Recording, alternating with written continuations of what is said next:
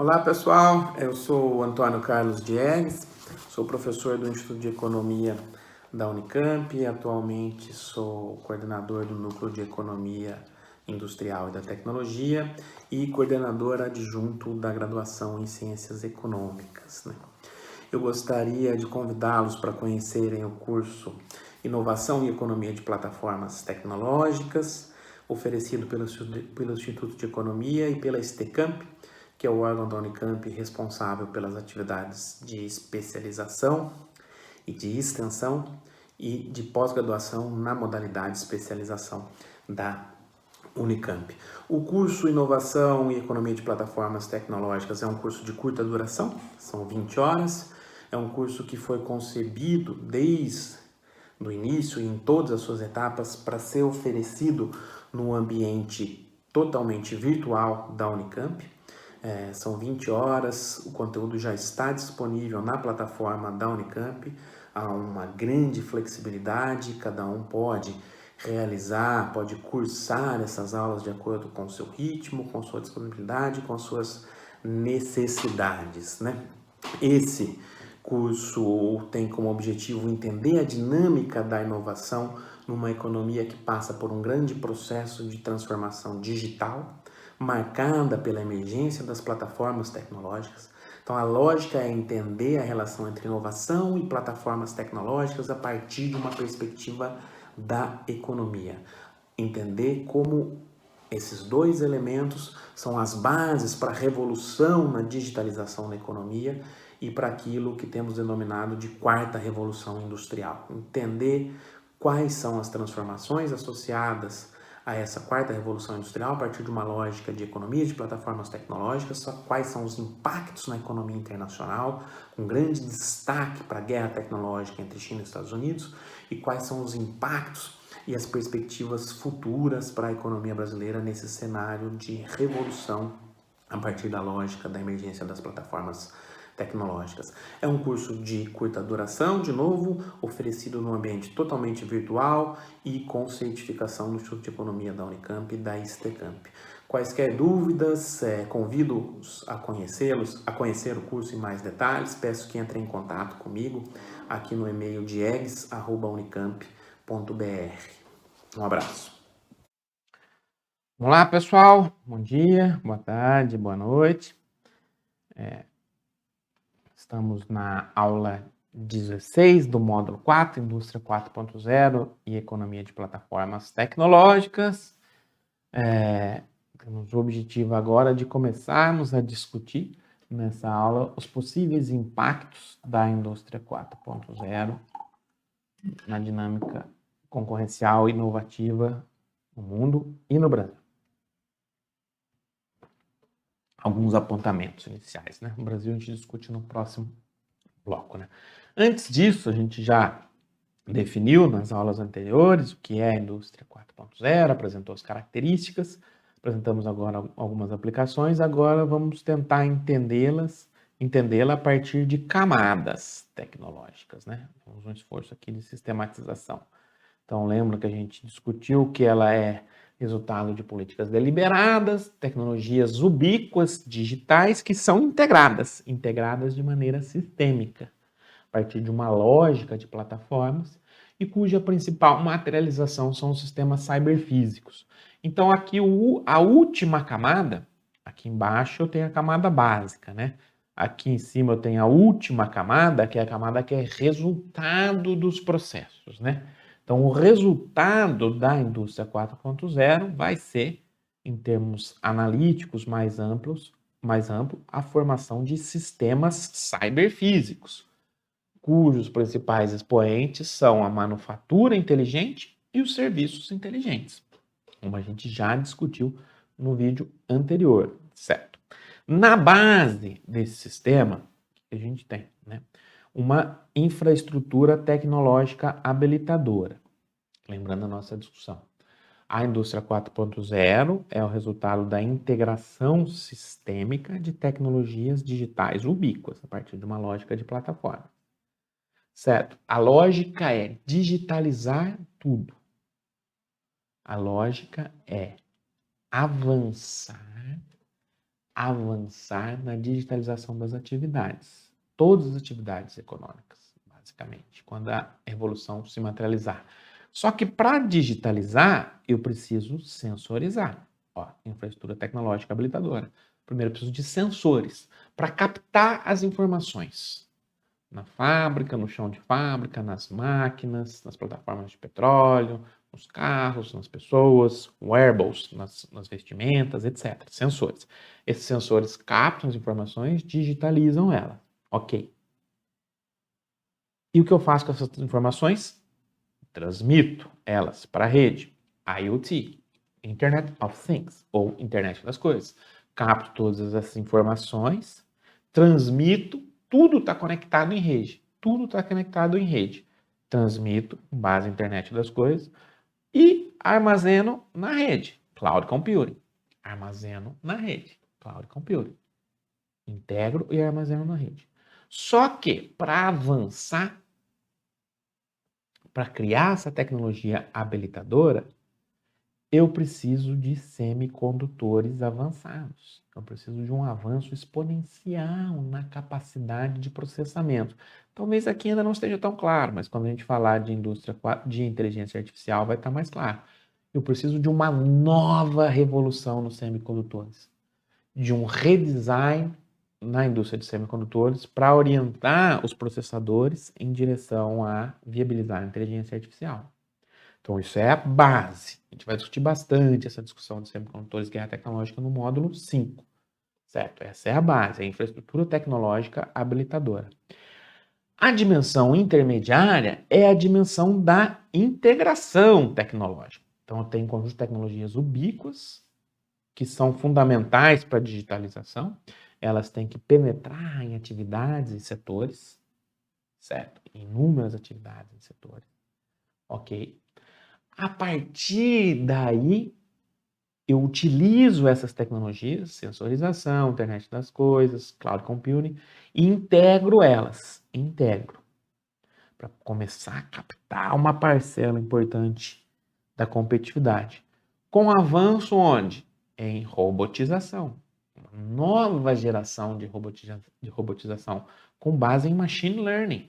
As máquinas começam a aprender, interagir entre si com base em todas aquelas informações organizadas e dispostas de maneira integrada.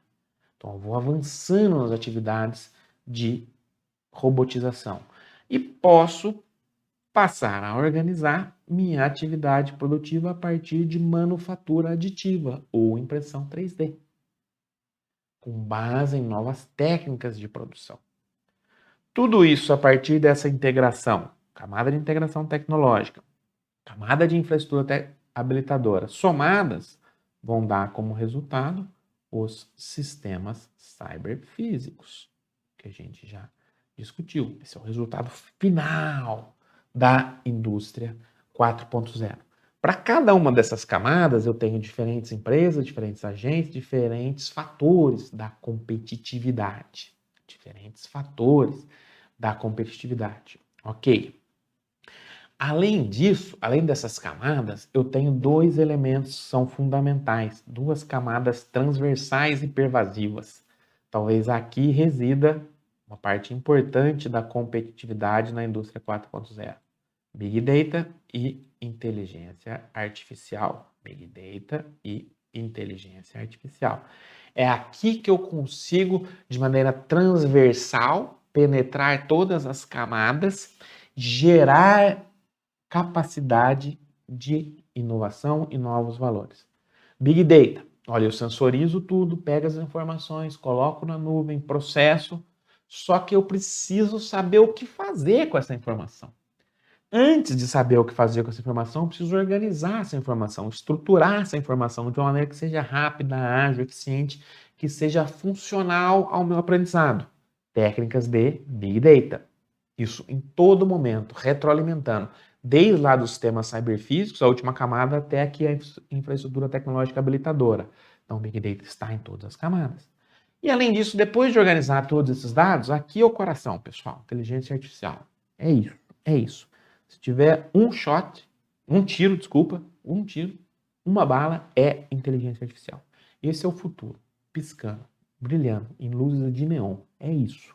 Inteligência artificial é o coração, é a revolução. E o cérebro dessa nova revolução na indústria 4.0. Assim como os transistores, os semicondutores foram para a terceira revolução industrial, assim como o petróleo foi para a segunda, inteligência artificial é para a quarta. Isso é o futuro. Aí, com base em algoritmos de inteligência artificial, em novos processadores, em novos semicondutores, em novas formas de processar as informações, captadas a todo momento, em todas as etapas, e organizadas em torno do Big Data, a inteligência artificial começa a entender esses dados, entender padrões de comportamento para prever ações, criar novos produtos, criar novos processos, entender como otimizar todas as atividades que estão perpassadas de maneira transversal por meio das tecnologias da indústria 4.0. Inteligência artificial, então, é onde eu capto, onde eu gero a maior parte do valor e onde eu capto a maior parte do valor. Ficou claro, pessoal? Essa, então, é a estrutura e a hierarquização da indústria 4.0. Possíveis impactos, agora a gente vai discutir cada um deles, 2 nesse vídeo aqui e na sequência nos outros vídeos. Na divisão internacional do trabalho e na redefinição das fronteiras entre indústria e serviços nesse vídeo. Depois a gente avança com as outras discussões. Fiquem atentos, hein, pessoal? A gente está olhando para o futuro, a gente está olhando para a indústria 4.0, de quais impactos podem ter na economia internacional e na economia brasileira. Uma possibilidade importante, uma oportunidade importante aqui do nosso curso, para a gente discutir esses impactos e se antever as transformações, né? Primeira delas, divisão internacional do trabalho. Qual que é a lógica mais convencional? É imaginar que a indústria 4.0 vai reorganizar os determinantes da competitividade, vai reforçar a liderança de países como os Estados Unidos e a Alemanha. Lembra a discussão que a gente fez no vídeo anterior? A lógica é, com esse reorganizar da dinâmica concorrencial inovativa, barrar o avanço relativo asiático e viabilizar o reshoring, trazer de volta as atividades produtivas. Então, o objetivo é esse. Essa é a primeira interpretação. Que a gente traz outras interpretações para complementar. Vou mostrar o seguinte, olha, essa interpretação não é automática. Não é automática. Vai depender de muitos fatores que vão competir entre si. Então, estejam muito atentos nas empresas de vocês, nos estudos de vocês, nas reflexões de vocês sobre o futuro. É só isso? Eu vou reforçar a liderança dos Estados Unidos e Alemanha e alguns outros países e reenquadrar a China e trazer as atividades de volta? É só isso como é vendido? Ou tenho outras qualificações mais importantes, também importantes para se pensar? Desculpa. Olha, isso não é automático. Por quê? Algumas atividades podem reorganizar o determinante da sua competitividade? Sim. Todas vão? Provavelmente. Só que em algumas essas mudanças vão ser maiores e outras vão ser menores. Essas mudanças dependem da susceptibilidade da robotização na produção final. O que é isso, professor? Eu não entendi nada. Olha só, atividades que são, pela sua natureza, setores, indústrias mais passíveis de robotização, onde dá para robotizar mais, aí a indústria 4.0 vai penetrar com mais ênfase. Por exemplo, setor automobilístico. Por exemplo, eletrônica. Legal. Essas ela penetra com mais ênfase.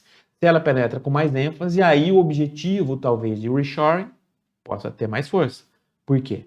Porque eu vou reforçar a liderança de alguns países centrais, certo? Então, conforme a robotização avança com mais ou menos intensidade, eu vou ter diferentes impactos na cadeia. Além disso, como eu vou organizar a cadeia a partir dessa robotização? Há uma existência de fornecedores prévios? Poxa, eu quero trazer a produção de volta para os Estados Unidos, para a Alemanha. Tudo bem, alto grau de robotização na cadeia. Eu reorganizei o determinante da dinâmica inovativa e concorrencial, certo? Reforcei a minha liderança, então aumentei minha competitividade, ok. Quero trazer a produção de volta. Mas eu tenho fornecedores prévios? Eu tenho uma cadeia de fornecedores prévios? outra pergunta que tem que ser feita. A Ásia já tem cadeias integradas, grandes, sistêmicas de fornecedores. Os países que passaram 40 anos terceirizando a produção para a Ásia têm isso? Não sei, depende de setor para setor. Setor automobilístico talvez tenha. Setor de eletrônica, já não, muito menos. O objetivo até da disputa da guerra tecnológica entre China e Estados Unidos, que está em questão agora. Legal, então isso tem que ser verificado, depende de setor para setor. Qual a importância da escala tradicional? Ou seja, são setores muito intensivos em escala? Por exemplo, a fabricação de semicondutores. A escala é mundial, é global. Eu tenho meia dúzia de plantas no mundo inteiro.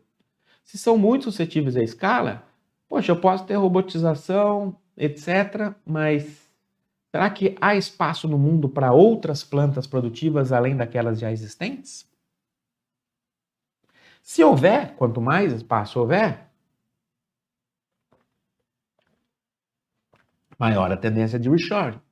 Se não houver, eu vou disputar entre países para ver quem vai ficar com as principais plantas. Olha só, impacto na divisão internacional do trabalho significa que a indústria 4.0 vai reforçar os países líderes? Pode ser, mas a gente tem que olhar para algumas questões, como a gente está olhando. Qual a importância das atividades de montagem? Olha, tem setores que a atividade de montagem tem muita importância. Montagem final, lá. Montagem dos módulozinhos que a gente já discutiu, tanto na eletrônica, quanto no têxtil, vestuário, calçado.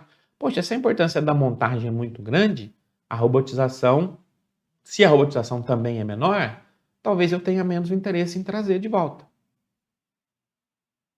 Porque montagem tem sido em trabalho. Em trabalho eu vou buscar menor custo. Vocês estão entendendo, pessoal? Como varia de setor para setor? Além disso, talvez o principal, deixei por último, né? Mas o principal, olha, toda a discussão sobre mudança na divisão internacional do trabalho parte do princípio de que eu estou avançando as tecnologias dos Estados Unidos, Alemanha, os países líderes, eu estou reorganizando minha dinâmica competitiva e deixando os asiáticos para trás, principalmente a China. Só que parte do pressuposto de que a China não está avançando, que é um pressuposto completamente errado, como a gente vai discutir na guerra tecnológica. Ou seja, a China não está parada. E eles avançando. Ao contrário, a China tem avançado e avançado de maneira muito mais rápida ainda, porque tem investido muito mais na indústria 4.0. Tudo bem, a China ainda estava atrás, é claro, mas uma parcela da economia chinesa já compete em pé de igualdade, inclusive com liderança em algumas tecnologias e em serviços, principalmente, com liderança no 5G, como a gente vai discutir no bloco 5, no módulo 5 do nosso curso. Ou seja, eu estou deslocando a fronteira, mas quem estava atrás não está parado, também está avançando. Quais são os impactos, então, da divisão internacional do trabalho? Outros possíveis impactos da indústria 4.0, a mudança da fronteira entre indústria e serviços. Legal. Cada vez mais parte-se da ideia de que as fronteiras entre indústrias e serviços são fluidas. Não dá mais para pensar a indústria como algo estanque. Na verdade, a indústria 4.0, na verdade, não é uma revolução apenas industrial, é nos serviços industriais integrados também.